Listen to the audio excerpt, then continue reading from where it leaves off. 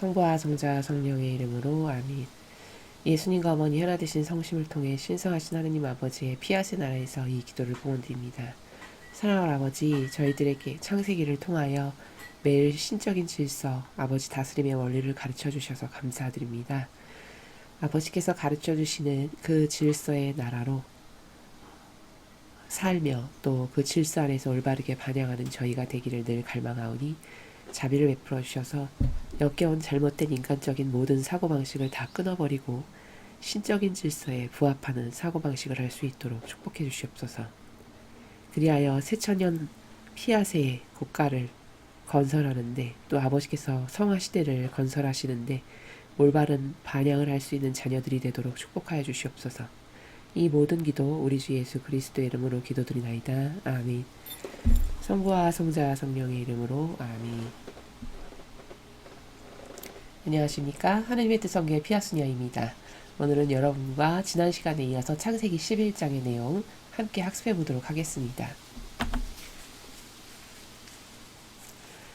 창세기 11장 바벨탑 이야기, 셈의 계보, 데라의 후손.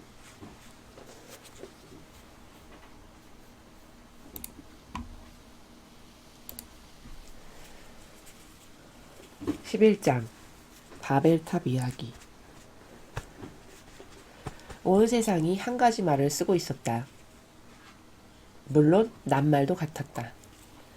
사람들은 동쪽에서 옮아오다가 시날 지방 한 들판에 이르러 거기 자리를 잡고는 의논하였다. 어서 벽돌을 빚어 불에 단단히 구워내자. 이리하여 사람들은 돌 대신에 벽돌을 쓰고 흙 대신에 역청을 쓰게 되었다. 또 사람들은 의논하였다. 어서 도시를 세우고 그 가운데 꼭대기가 하늘에 닿게 탑을 쌓아 우리 이름을 날려 사방으로 흩어지지 않도록 하자. 주님께서 땅에 내려오시어 사람들이 이렇게 세운 도시와 탑을 보시고 생각하셨다. 사람들이 한 종족이라 말이 같아서 안 되겠구나. 이것은 사람들이 하려는 일의 시작에 지나지 않겠지. 앞으로 하려고만 하면 못할 일이 없겠구나. 당장 땅에 내려가서 사람들이 쓰는 말을 뒤섞어 놓아 서로 알아듣지 못하게 해야겠다. 주님께서는 사람들을 거기에서 온 땅으로 흩으셨다. 그리하여 사람들은 도시를 세우던 일을 그만두었다. 주님께서 온 세상의 말을 거기서 뒤섞어 놓아 사람들을 온 땅에 흩으셨다고 해서 그 도시의 이름을 바벨이라고 불렀다. 셈의 계보. 셈의 후손은 다음과 같다. 셈은 홍수가 끝난 지 2년 뒤 그의 나이 100세가 되어 아르박삿을 낳았다. 셈은 아르박삿을 낳은 뒤 500년 동안을 더 살면서 아들딸을 낳았다. 아르박삿은 35세 되던 해에 셀라를 낳았다. 아르박삿은 셀라를 낳은 뒤 403년 동안을 더 살면서 아들딸을 낳았다. 셀라는 30세 되던 해에 에벨을 낳았다. 셀레는 에벨을 낳은 뒤 403년 동안을 더 살면서 아들딸을 낳았다. 에벨은 34세 되던 해에 벨렉을 낳았다. 에벨은 벨렉을 낳은 뒤 430년 동안을 더 살면서 아들딸을 낳았다. 벨렉은 30세 되던 해에 르우를 낳았다. 벨렉은 르우를 낳은 뒤 209년 동안을 더 살면서 아들딸을 낳았다. 르우는 32세 되던 해에 수룩을 낳았다. 르우는 수룩을 낳은 뒤 207년 동안을 더 살면서 아들딸을 낳았다. 수룩은 30세 되던 해에 나홀을 낳았다. 수룩은 나홀을 낳은 뒤 200년 동안을 더 살면서 아들딸을 낳았다. 나홀은 29세 되던 해에 데라를 낳았다. 나홀은 데라를 낳은 뒤 119년 동안을 더 살면서 아들딸을 낳았다. 데라는 70세가 되기까지 아브람과 나홀과 하란을 낳았다. 데라의 후손. 데라의 후손은 다음과 같다. 데라는 아브람과 나홀과 하란을 낳았고 하란은 롯을 낳았다. 하란은 고향인 갈대아 우르에서 자기 아버지보다 먼저 죽었다. 아브람과 나홀이 아내를 맞았는데 아브람의 아내 이름은 사레요, 나홀의 아내는 밀가였다. 밀가는 하란의 딸로서 이스가와는 동기간이었다.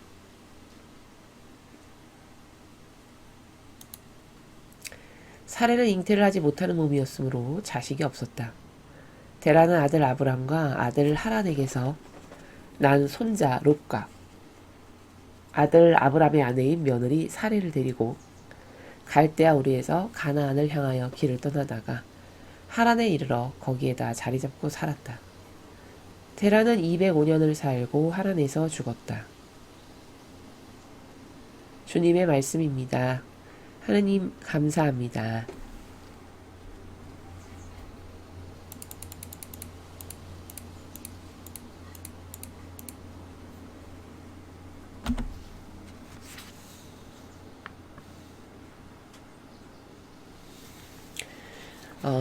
지금 이제 11장을 여러분께서 창세기 11장을 함께 읽으셨는데요.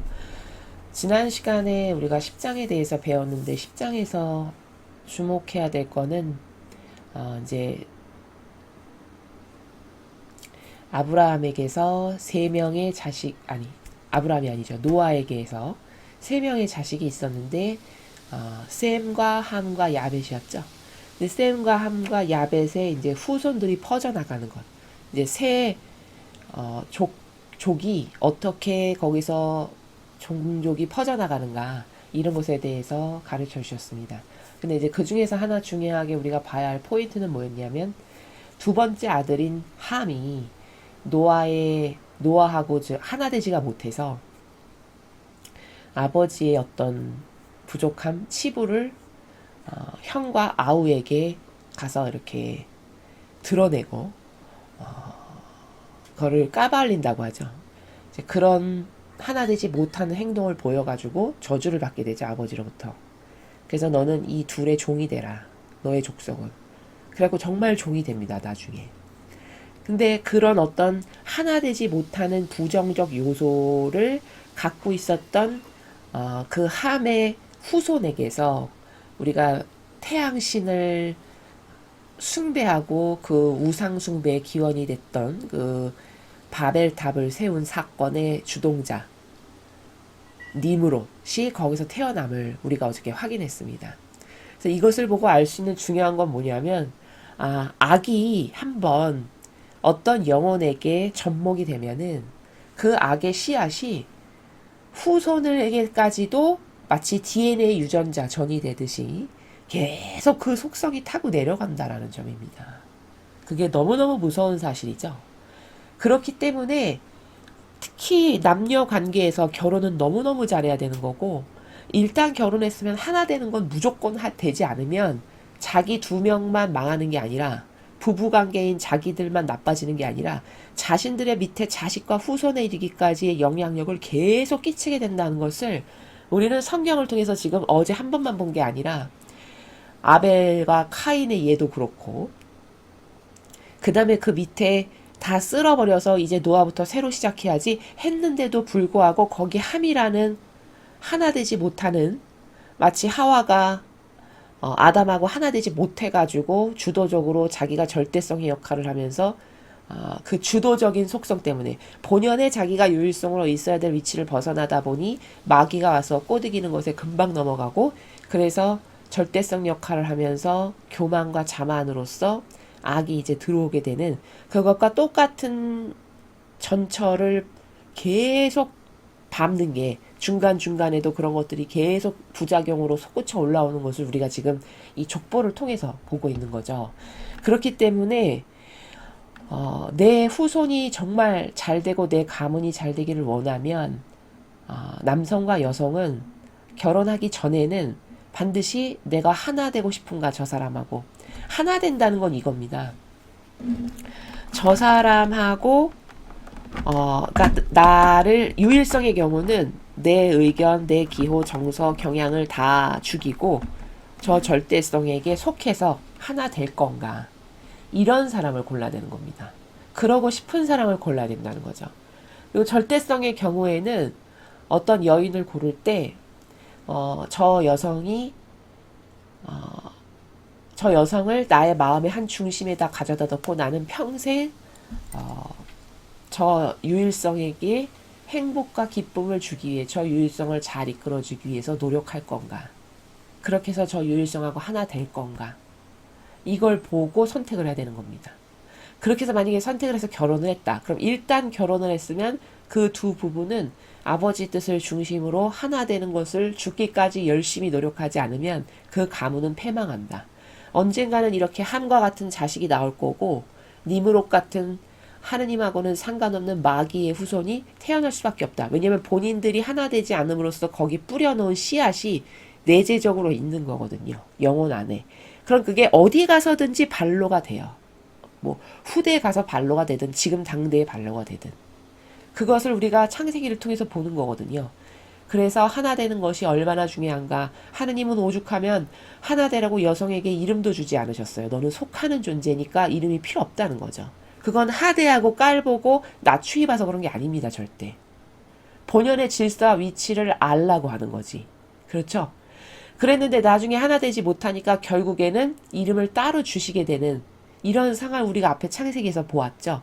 그럼 이런 모든 게 다 질서 정연하고 그 질서 가운데 살 때만 아름답고 본연의 위치로 돌아가니까 하느님께 축복도 받을 수 있는 거고 이런 기타 등등의 여러 가지 효과가 동반되는 것이거든요. 그래서 이런 것에 반하고 무질서하게 살아가는 인류가 지금 얼마나 비참하고 그러니까 인류는 지금 오늘도 여기 보면은 셈의 후손이 쭉 나오잖아요. 근데 다 수백 년씩 살죠. 그쵸? 그럼 왜 지금은 이렇게 예전에는 수백 년씩 살았는데 왜 지금은 이렇게 단명할까 인간이. 이런 건 다 올바른 상응 관계에서 다 끊어졌기 때문에 인류가 오래 살게 할 수가 없는 거죠. 이런 것도 앞에서 설명을 드렸는데요. 이제 10장에서는 그렇게 악이 하나 되지 말라고 네 거를 쓰고 네 거를 주장해라 네 기호정서를 따르라라고 계속 부추기는 악이 인간의 마음 안에는 자아라고 하는 것으로서 솟구쳐 올라오는데 그걸 끊어버리고 내 것을 죽이고 하나 될 수 있는가. 그렇게 하나 될 수 있는 속성을 가지고 있는 사람은 굉장히 양질의 사람이에요. 그러면 절대성하고도 하나 될 수 있고 그 절대성하고 하나 된 것을 통해서 하느님하고도 하나 될 수 있습니다. 굉장히 양질의 속성이죠. 이제 그런 것이 우리들에게 얼마나 지금 벗어나갔는지 그게 얼마나 중요한 것인가 이런 것을 이제 10장에서 우리가 중요하게 보아야 될 포인트적인 내용이었습니다. 자 이제 11장 드디어 바벨탑 이야기가 오늘 나오는데요. 여기 이제 쭉 여기 바벨탑 이야기가 전반부에 나오고 셈의 후손에 대해서 쭉 나오는데 셈이 첫째 아들이죠. 노아의.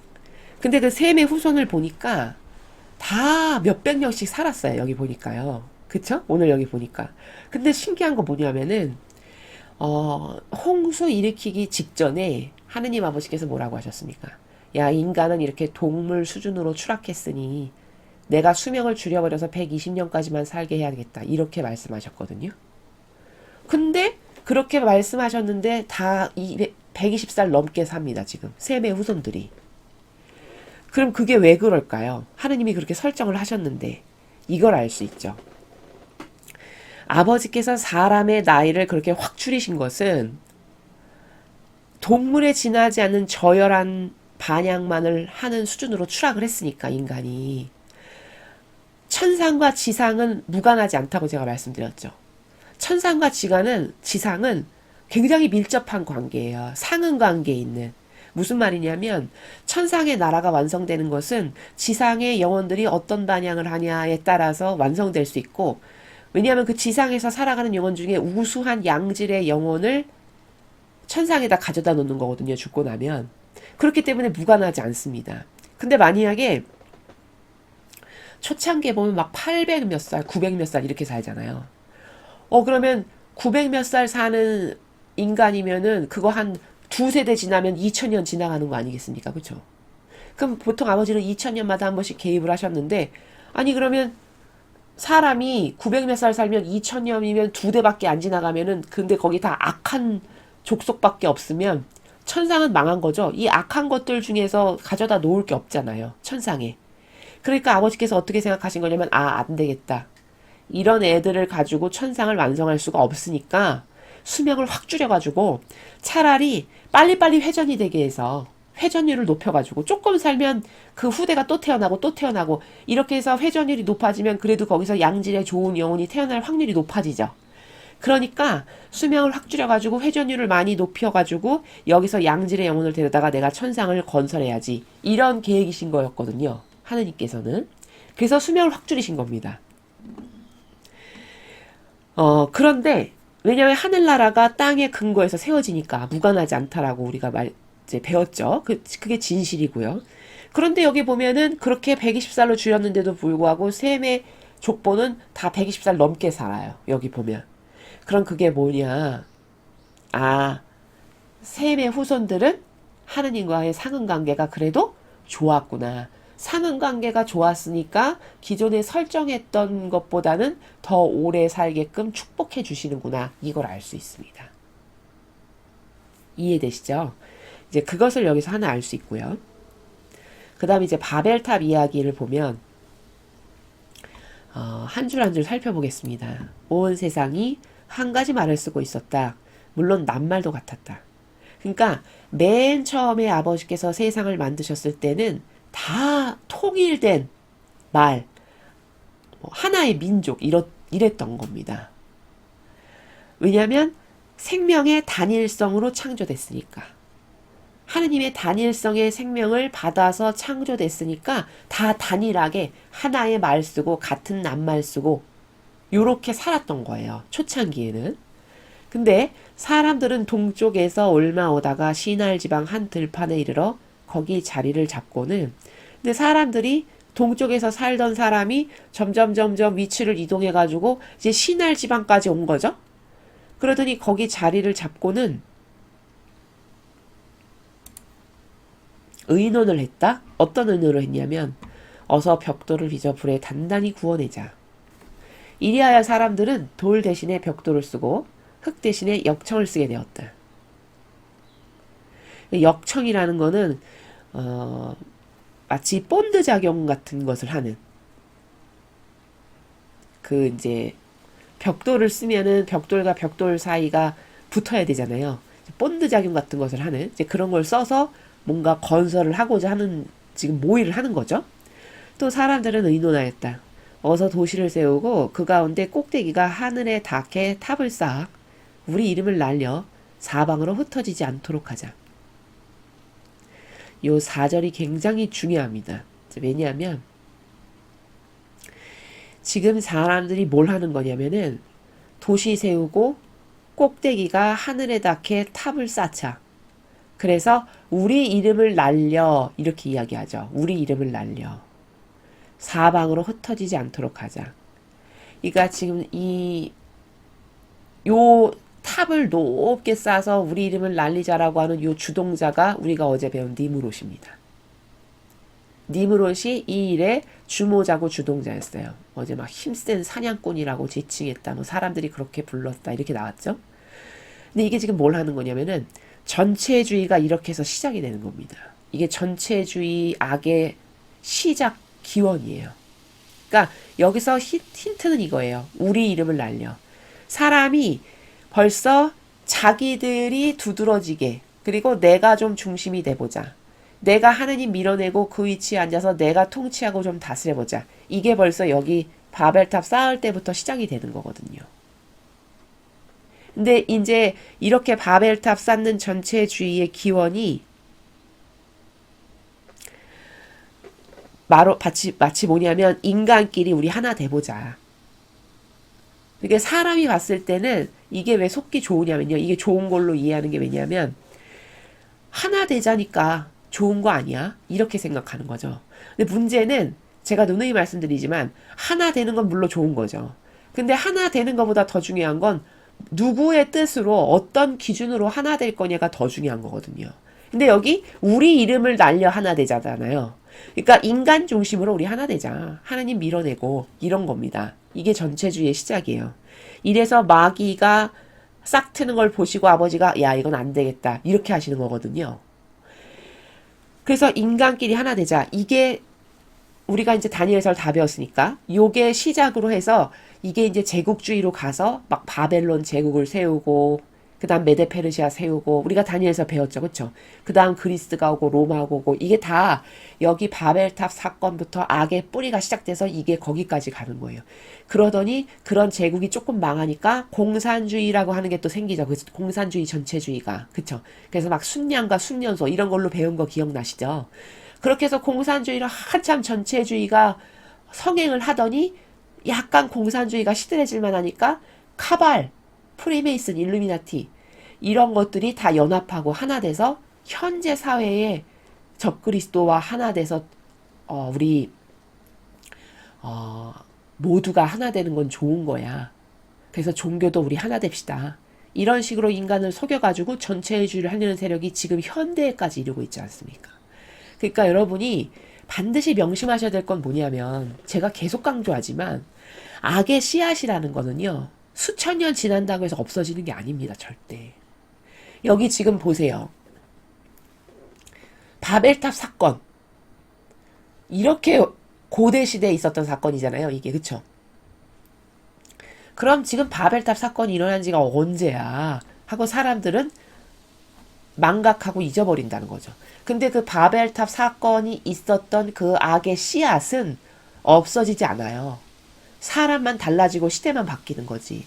그 씨앗이 후손을 타고 또 다른 영혼을 타고 전승되고 전승되고 전승되니까 오히려 전체주의가 더 악독해지고 더 심각해져서 현재 카발, 프리메이슨, 일루미나티, 적그리스도가 다 손잡고 하나 돼서 지금 전체주의를 하지만 사람들이 전체주의인지도 모를 만큼 교묘하고 유료해졌습니다.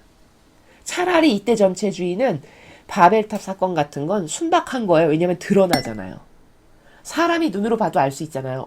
저렇게 높은 탑을 세워서 하느님한테 대적하네? 조금만 생각해보면 알 수 있을 만큼 허술하지만 현 시대에 오면 이게 착한 척, 유려한 척, 배려하는 척, 인간을 위하는 척 그리고 온갖 거기 무슨 감투를 쓰는지 아세요?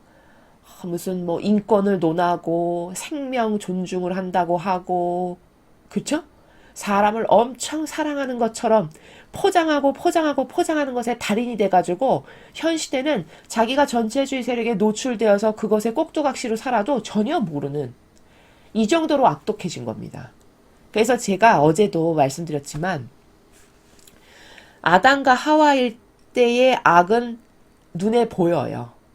그게 교묘하거나 유려하거나 그래서 사람을 속이는 것까지는 아직 그렇게 심화되진 않은 악인 거죠. 근데 그게 시대가 지나면 지날수록 악독성이 점점 더 심해지는 겁니다. 그러니까 현대사회에 살아가는 사람한테는 악이 안 보여요, 사실은. 본인은 다 착한 걸로 볼 수밖에 없어요. 진리를 모르면 더 하고요. 악이 이렇게 최첨단화되는 악은 교묘하고 유려하고 착해 보이고 아주 부드러워 보이는 이런 걸로 발전을 해나가는 거거든요. 근데 현대시대 악이 다 그렇습니다. 그러니까 모를 수밖에요. 그래서 제도와 전통을 만들어요. 이런 악의 특징이. 이런 인간 중심을 만드는 악의 특징이 뭐냐? 제도와 전통을 만든다. 그래서 그 제도와 전통으로 다스리려고 해요. 인간을. 그 대표주의가 뭐냐? 거짓 교회. 현재 여러분이 몸담고 계셨던 그 거짓 교회가 인간이 조작해서 만든 제도와 전통을 내밀죠. 신자들에게. 그리고 그거 지켜라 하죠. 마치 그거 안 지키면 하느님 배신하는 사람인 것 같고 하느님께 충직하지 않은 사람인 것처럼 착각하게끔 유도해요. 그렇지 않습니까? 그렇게 해서 거기서 심하면 왕따도 시키고 이상한 사람 취급하고 이렇게 해서 내물고 내쫓고 이런 일이 지금 빈번한 겁니다. 그렇죠. 이 정도로 악이 세진 거예요, 독성이. 이것은 우리가 다니엘서를 배우면서도 다 학습했던 겁니다. 거기 신상을 보면은 금, 은, 동, 철 밑으로 갈수록 금속의 세기가 세지죠. 그쵸? 금은 되게 무르거든요. 근데 로마 제국에 갔을 때 다리에 해당하는 철은 굉장히 단단해요. 쇠붙이가 그쵸? 그러면 그게 뭘 뜻하는 거냐면 악의 속성이 이 하단부로 갈수록 즉 시대가 지나면 지날수록 악의 속성이 더 아주 교묘하고 유려하고 착한 척 코스프레의 달인이 돼가지고 사람을 속이는 게 이루 말할 수 없이 고도화된다는 뜻이에요. 악이 그렇게 세진다는 겁니다. 근데 딱 맞지 뭡니까? 지금 시대에. 그렇죠. 이렇게 해서 이 4절의 바벨탑 사건이 전체주의의 시작이었는데 오늘날은 이게 사람만 달라지고 시대만 변했지 더 악독하고 교묘하고 더 센 마귀, 센 마귀라는 건 사람을 속이는데 달인이 된 걸 센 마귀라고 하는 거예요. 그 정도로 돼서 사람은 이제 알아볼 수 없게 됐다. 마귀가 뭔지를. 이것을 명확하게 인식하셔야 되고 이것의 대표 주자가 거짓 교회가 행하는 코스프레를 보십시오. 얼마나 착해 보입니까? 얼마나 마치 인류의 모범인 것처럼 처세를 얼마나 잘해요. 그쵸? 맨날 생명운동하고 인권존중, 자연보호, 무슨 사상, 이런 거 맨날 하잖아요, 운동. 그쵸? 그런 게 다 진정으로 사람을 사랑해서가 아니고 자기의, 마귀의 그 속성을 감추기 위한, 그래서 인간의 눈을 돌리기 위한 자기의 본질을 속이기 위한 마귀의 다양한 처세들이다. 라는 겁니다. 이런 걸 알고 내가 지금 어디에 속고 있나, 무엇에 동조하고 있나, 이런 걸 잘 인지를 하셔야 된다는 거죠. 그래서 올바른 분별이 중요하다라는 겁니다.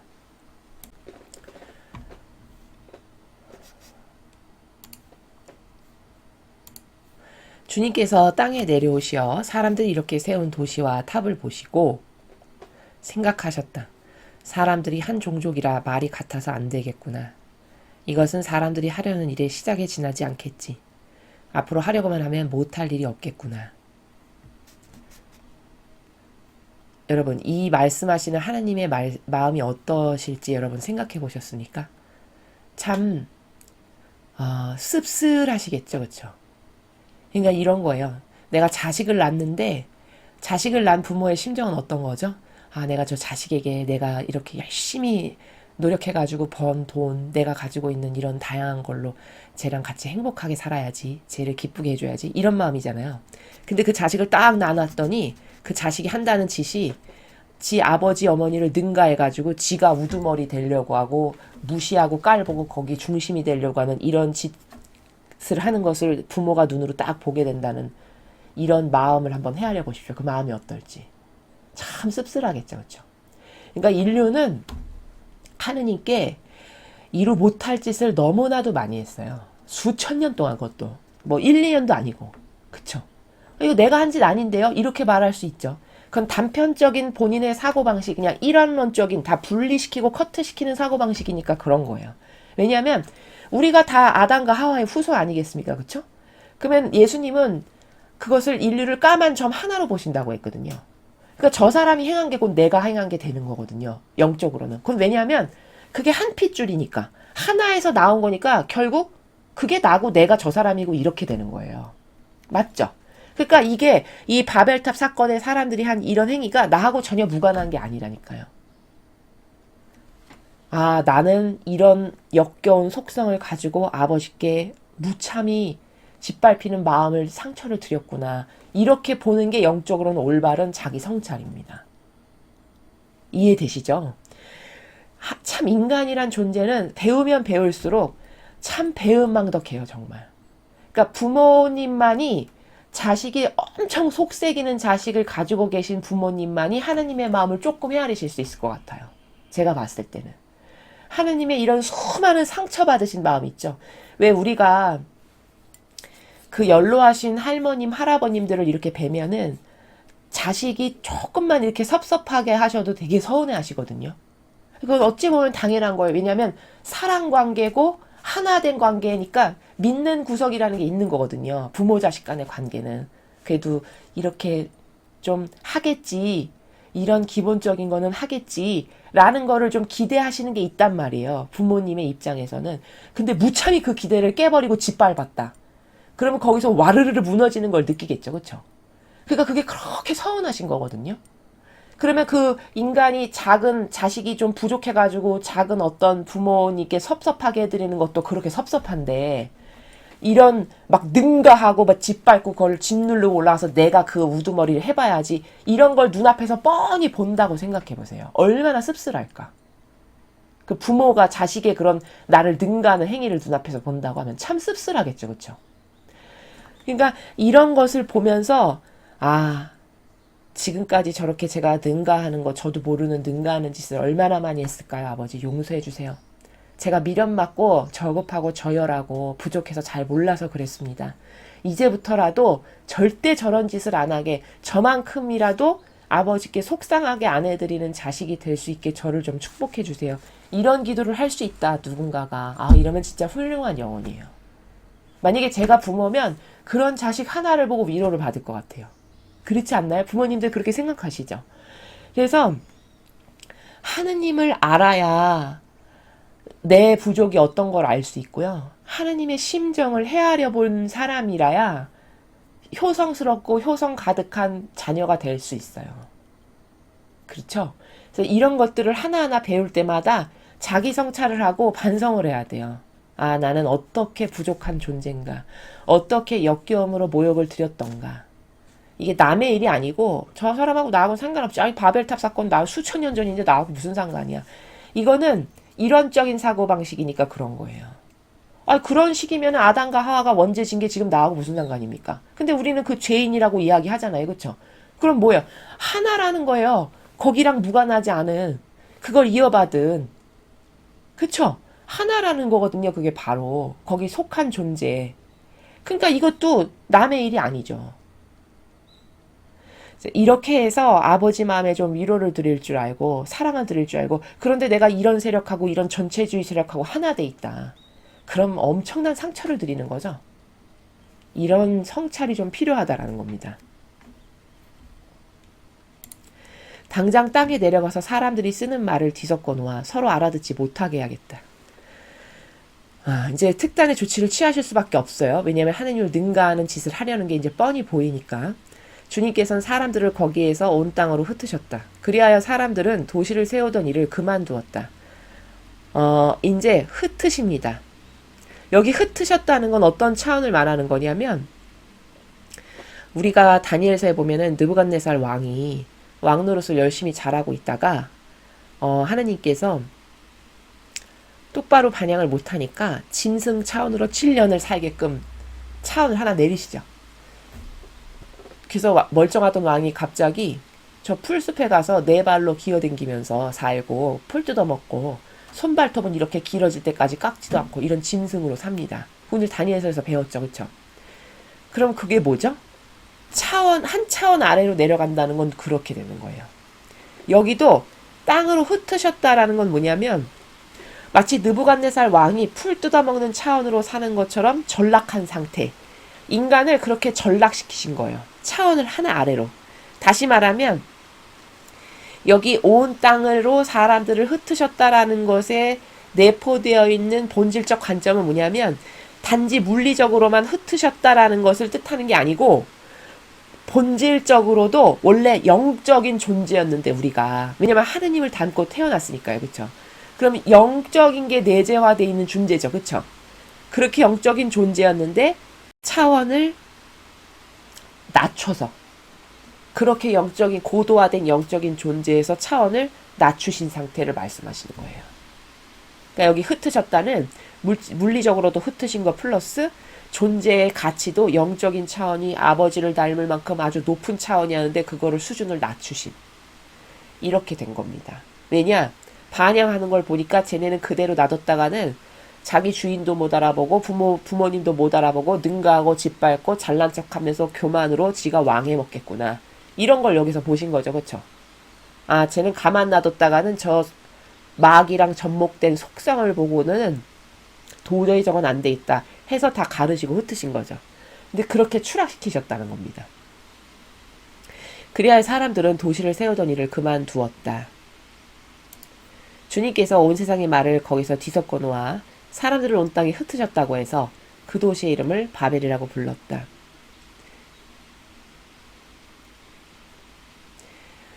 그래서 이 바벨의 기원이 지금 바벨이라는 이름의 기원이 뭔가, 아, 이렇게 하느님께서 인간의 말을 거기서 섞어 놓았다. 그래서 흩으셨다라고 하는 뜻이 내포된 단어가 바벨이다. 그러니까 이게 부정의 뉘앙스를 품고 있는 단어죠. 그렇죠? 이제 그렇게 되었다라는 것을 바벨탑 사건을 여기서 말씀을 하십니다. 그래서 이 거짓 교회가 제가 앞에서 설명했다시피 이 바벨탑 세력의 후손인 거죠. 왜냐면 전체주의를 지금 하고 있잖아요. 그렇죠? 자신들이 예수님의 정신과 가르침과 모범하고는 다른 제도 전통을 만들어 놨죠. 그리고는 그 제도 전통에 굴복하라고 강요하잖아요. 양들에게. 그렇죠? 그리고 거기 굴복하지 않아. 그럼 이상한 사람으로 몰아서 쫓아내거나 추방시키고. 그렇죠? 이게 뭡니까? 이거 왕이나 그렇게 하는 거잖아요. 그것도 왕도 어디서 저급한 중세 시대에 절대 권력의 왕이나 그렇게 하지. 요즘 같은 세상에 누가 그렇게 합니까? 올바른 민주주의 시민이라면. 그렇죠? 근데 본인들이 그런 세력 밑에 지금 종속적으로 속해 있는데도 모르잖아요. 그 좋다고 다니잖아요. 그렇죠? 그러면 얼마나 이 영적인 분별력과 지각력이 없는 겁니까? 그렇지 않나요?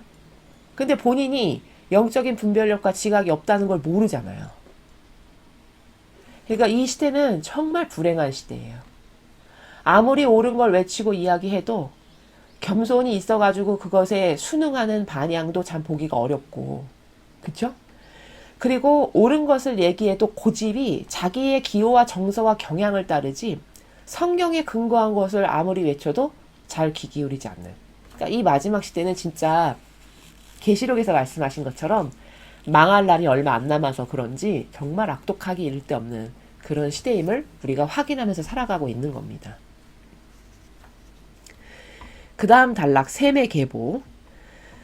셈의 후손은 다음과 같다. 셈은 홍수가 끝난 지 2년 뒤 그의 나이 100세가 되어 아르박삿을 낳았다. 셈은 아르박삿을 낳은 뒤 500년 동안을 더 살면서 아들, 딸을 낳았다. 아르박삿은 35세 되던 해 셀라를 낳았고 아르박삿은 셀라를 낳은 뒤 403년 동안을 더 살면서 아들, 딸을 낳았다. 여기 지금 아까 제가 서두에 설명했듯이 다 막 500년 살고 뭐 403년 살고 다 120년 이상 살죠. 그쵸? 셈의 후손들을 보니까 셈은 노아의 첫째 아들이죠. 그쵸? 그 첫째 아들의 후손들입니다. 다. 셀라는 30세 되던 해 에벨을 낳았다. 셀라는 에벨을 낳은 뒤 403년 동안 더 살면서 아들, 딸을 낳았다.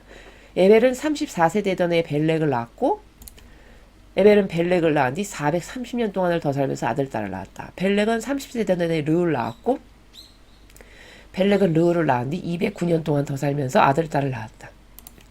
르우는 32세 되던 해에 수룩을 낳았다. 르우는 수룩을 낳은 뒤 207년 동안 더 살면서 아들, 딸을 낳았다. 수룩은 30세 되던 해 나홀을 낳았다. 수룩은 나홀을 낳은 뒤 200년 동안을 더 살면서 아들, 딸을 낳았다. 나홀은 29세 되던 해 데라를 낳았다. 나홀은 데라를 낳은 뒤 119년 동안을 더 살면서 아들, 딸을 낳았다. 데라는 70세가 되기까지 아브람과 나홀과 하란을 낳았다. 자, 이렇게 해서 첫째 아들 셈의 계보가 쭉 나왔습니다. 제가 이 앞 시간에 누구는 누구를 낳고 누구는 누구를 낳고 이런 족보 거기서 아버지께서 가르쳐 주시고자 하시는 건 뭐라고 말씀드렸죠? 내가 계시 종교다. 내가 반향 잘한 얘를 통해서 나의 전지전능함을 드러내고 있다. 라는 것을 표현하시는 방법이라고 말씀드렸죠. 그렇죠? 그리고 또 하나 이 족보에서 볼 수 있는 건 뭐냐면 그러면 여기 이름이 등장하는 사람들 그 사람들은 하느님께 반향을 그나마 잘했던 사람들 반향을 잘해서 얘를 통해서 기적이 있었고 얘를 통해서 내가 어떤 역사가 있었고 얘를 통해서 역사가 있었다는 것을 아버지께서 가르쳐 주시는 그러니까 여기 이름 등장한 사람은 그래도 하느님께 반향을 잘한 사람 위주로 족보를 이렇게 말씀하시는 이것을 뉘앙스적으로 담겨져 있다라고 제가 말씀을 드렸죠. 마찬가지입니다. 이제 그런 것을 알 수 있고 그 다음에 이제 셈에서 시작해서 데라까지 왔죠. 근데 이제 데라가 누구냐면 바로 아브라함의 아버지예요. 이제 드디어 아브라함이 나오는데 이제 데라의 후손을 보겠습니다. 데라의 후손은 다음과 같다. 그러니까 이제 아브라함이 그 셈이라고 하는 첫 번째 노아의 아들들의 그 아들로부터의 후손이네요. 아브라함이. 그쵸? 그렇게 알 수 있습니다.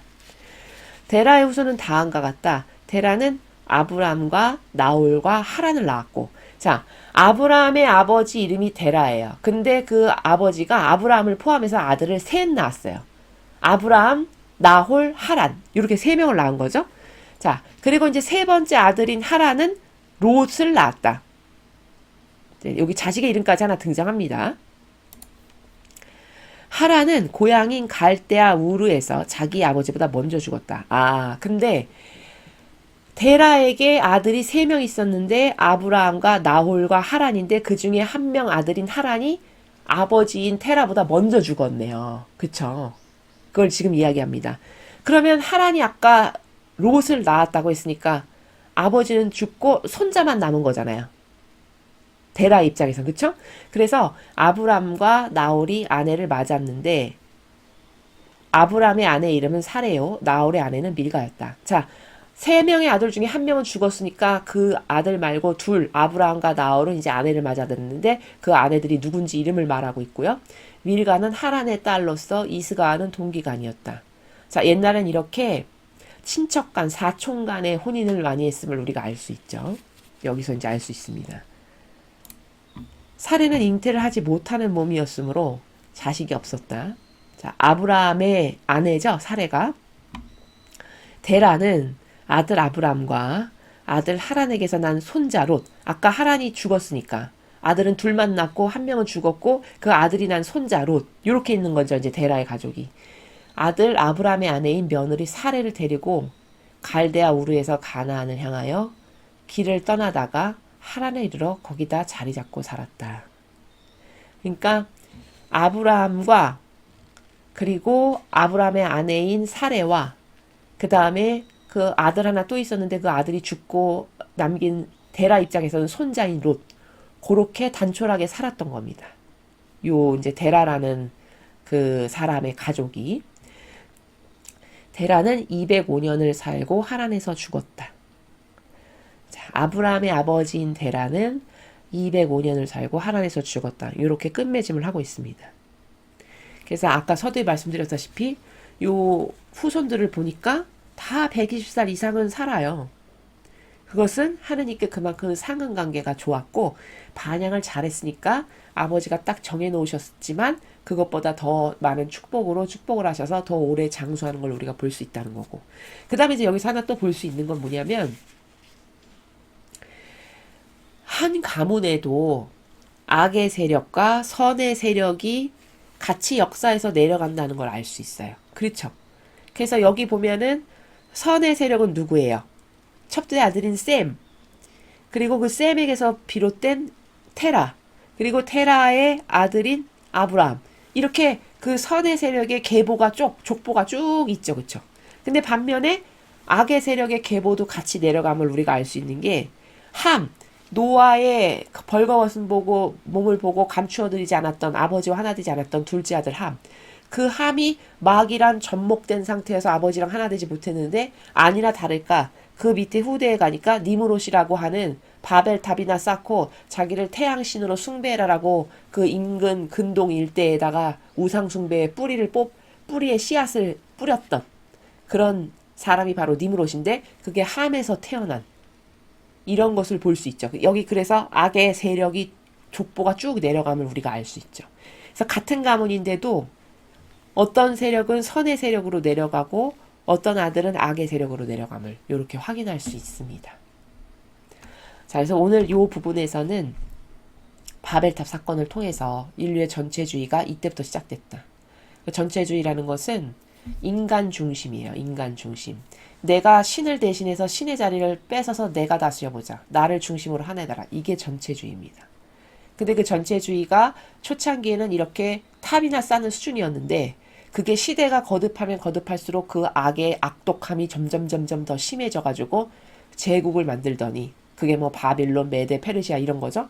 그것이 공산주의라고 하는 전체주의로 옮아가더니 그게 시간이 지나니까 이제는 종교 연합, 그쵸? 그리고 카발 세력, 프리메이슨, 일루미나티 이런 전 세계의 상위 지도자 세력, 모든 권한과 능력과 온갖 좋은 것을 다 가지고 주무르기에 너무나도 쉬운 그 우두머리 세력들, 그들이 다 이런 카발 세력인데 이제 그들이 전체주의로 전 인류를 다스리지만 사람들이 잘 깨닫지 못한다. 왜냐면 하도 선의 탈을 쓰고 교묘하고 착한 척의 코스프레를 너무 잘하다 보니까 게다가 거기 항상 종교가 동반되니까 사람들은 딱 봤을 때 저 좋은 일 하는 거 아닌가? 착한 거 아닌가? 이렇게 생각하기 십상인. 그래서 사람을 속이기가 너무 좋은 이런 전체주의로 지금 사람을 너무나도 기가 막히게 속이고 있기 때문에 깨닫지를 못한다는 것을 우리가 그 전체적인 역사를 알 수 있었습니다. 그래서 내가 이런 성경을 배우면 이 성경에서 가르쳐 주시는 아버지의 진리를 근거로 해서 분별을 해서 이렇게 하나 되고 속하는 게 이렇게 중요하죠. 계속 나오지 않습니까? 나는 도대체 어디 속할 건가? 누구랑 어떻게 하나 될 건가? 하나 되는 것보다 더 중요한 건 누구와 어떻게 하나 될 건가예요. 하느님의 세력과 하나 될 건가? 아버지가 말씀하시는 이 질서에 근거하여 하나 될 건가? 아니면 병든 기호정서를 따라서 내 맘에 드는 내 역겨운 자아가 원하는 걸로 하나 될 건가? 여기서 이제 또 갈리게 되겠죠. 오늘 요 한 가문도 세력이 다 갈리죠. 같은 아버지에게서 나온 아들인데 완전히 다르죠. 앞으로의 인류도 그렇게 완전히 갈려서 심판을 받게 될 겁니다. 자, 그 전에 우리에게 이렇게 진리를 가르쳐 주신 하느님께 감사드리면서 이것에 근거해서 우리는 올바른 분별과 선택을 할 수 있는 그런 영혼들이 되어야 하겠습니다. 이상으로 창세기 11장 해설 강의를 마치겠습니다. 감사합니다.